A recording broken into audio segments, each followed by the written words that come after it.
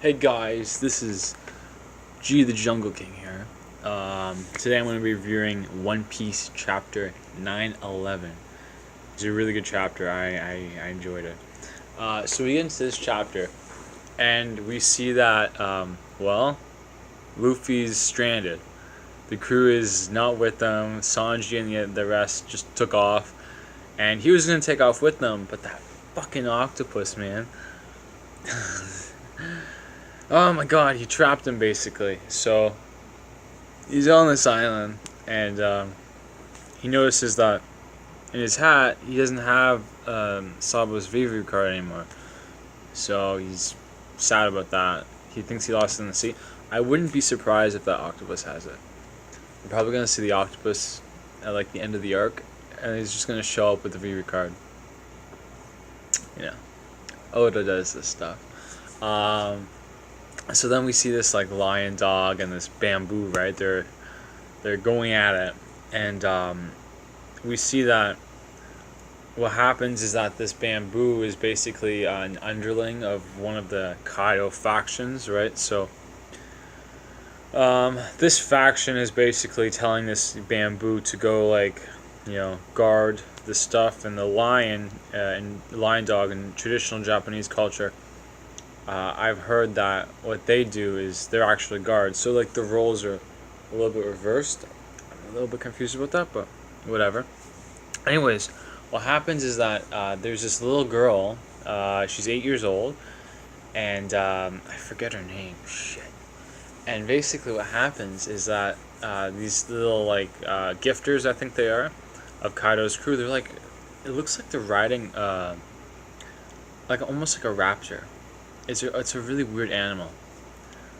I don't know what it is, but basically because the little girl mentioned something about the Kozuki, and because they were taking her rice, they got pissed off and they were just gonna say like, oh, we'll just kill her or sell it to the red light district. And if you don't know, that's pretty fucked up. Because first of all, killing an 8-year-old girl, that's fucked up in itself. But then, do you know what the red light district is? That's like prostitution and stuff like that. That's fucked. So basically, Luffy is confronted with these guys. They're trying to snipe him, and he dodges it like nothing. Throwback to the Katakuri arc. That was really good. So now we know Luffy. He's not gonna get like flambéed anymore. He's not gonna get caught off guard. Yeah, so he knocks the fuck out of those guys. They're done. And then the bamboo, he's about to go all ape on him, right? And then Luffy looks at him with like his Conqueror's Hawk, and the bamboo is like all friendly all of a sudden. So that was pretty funny. So this girl, she's got this devil fruit power where she can like just pinch off a piece of her cheek, and it turns into like a mochi thing. So that's pretty cool. That's pretty cool. Throwbacks to Katakuri. I like that. I wonder where they're gonna go with this. Like, I wonder what she's gonna be capable of doing. This is gonna be really interesting. She's also the same age as Momonosuke, so in the future. So they go back to her house, and she feeds him the rice. Now, we didn't know this, but apparently the rice.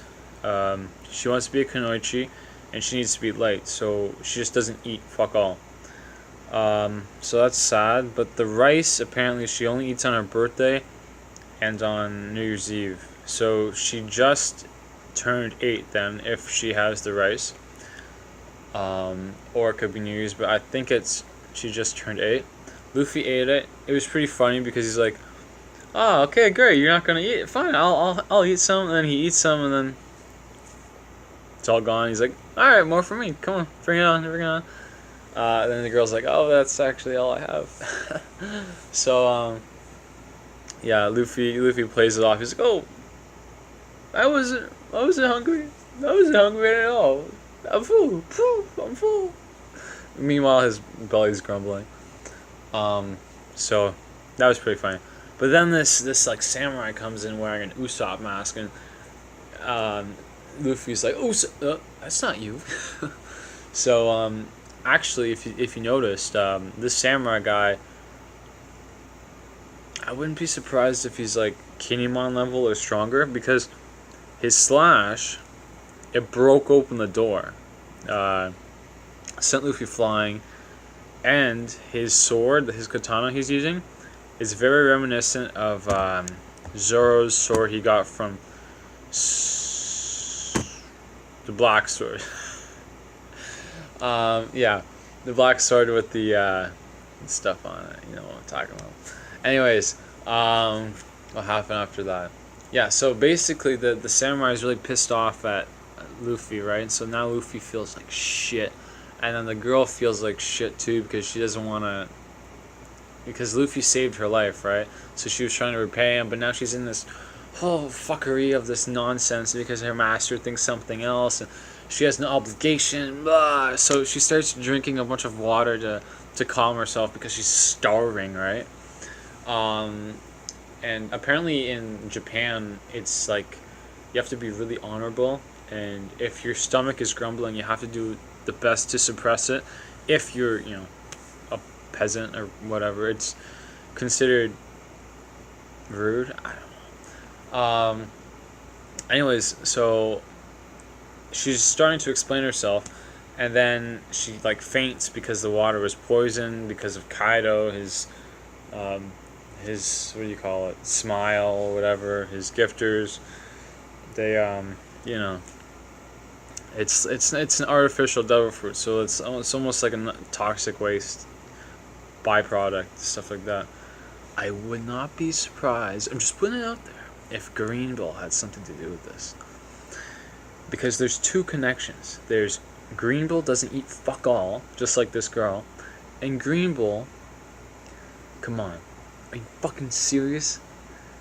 Green Bull has to be some sort of mythical Zoan that's connected to Mother Nature. Why else hasn't he eaten for 3 fucking years? So I think he's gonna fix Wano. He's gonna be cool. He's like, hey, yo, Wano, I got you, bro. So that's what he's gonna be. That's what he's gonna be doing.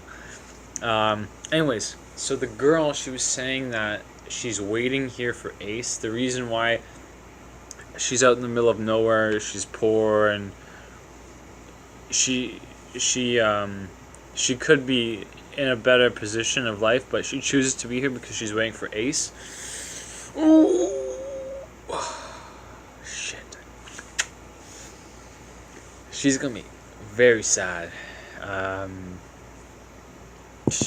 That's gonna suck. That's gonna fucking suck. When Luffy has to tell her, oh yeah, Ace, that's my brother, and he died in my arms. Yeah, it's man. Anyways, so Basil Hawkins, he is, to my understanding, the same position as what Sheephead was. So he's either under Jack, the King, or the Queen. He's either under one of those, directly under one of those calamities. Similar to how Beige was under Big Mom, but similar stuff. So Beige is a smart guy. Okay. Now he might take on Luffy. I don't think he is. He's not telling Kaido. I think he's gonna plan something. Basil is a pretty sneaky guy. There's a lot of interesting things to do about Basil, if you don't know. Basil in real life was Drake's, Francis Drake's cousin. So ex-Drake and Basil Hawkins, they were cousins in real life because they were based off of two real people. In the actual cover story of this week, Nami, her purse says says Basil, not Hawkins, but it says Basil. Basil is some sort of herb or something. And also, Basil and Luffy don't have a direct connection, but Basil did do his I know the name. His card stuff, his prophecies. He did do that on Luffy, and no matter how many times he did it, his life force would not diminish to 0%. So I think that's a good sign. I don't know. I've always been iffy on Basil, whatever fuck you say his name. I've always been iffy on this guy because I don't know if he's gonna be a good guy or a bad guy in the future. But what I can say is, I think he's gonna help the Straw Hats at least in the near future. I can't tell you about the far future, but in the near future, I think he'll become an ally. All right, guys, thank you very much for listening to my shitty review. I hope you enjoyed it. Subscribe, leave a comment. You can, if you want to leave a like, do that. It boosts my self-esteem. Yeah, okay, great. So, tell me what you think. Subscribe. Yeah. Anyways, this has been G the Jungle King here. Back with another theory, and I will see you later.